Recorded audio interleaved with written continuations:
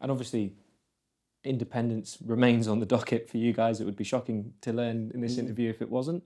An exclusive. It would be an exclusive.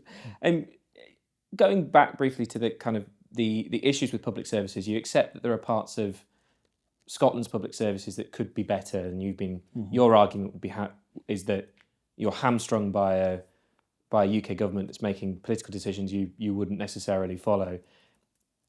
A lot of your opponents would say that part of the problem is that you don't want things in Scotland to be positive, so that independence looks like a better outcome.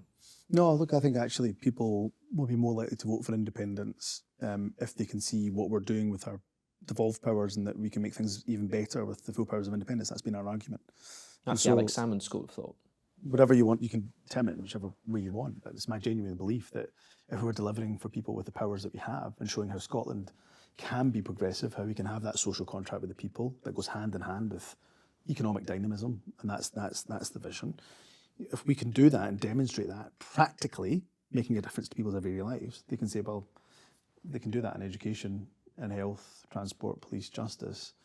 Well, if they can do it with that, well, look what they could do with the full powers of independence, and I think that's our strong argument. And I think the arguments of 2014 from the opposition are falling apart. You know, they talked about the strong, broad shoulders of the UK. I don't think there's anybody that can describe the UK as having broad, strong shoulders in terms of its economy. It is a poor society with pockets of rich people, as the Financial Times described it. And I just think the more and more we can demonstrate what we can do with the powers of devolution, and then say, well, imagine what we could do, what more we could do with the powers of independence, is quite a compelling argument.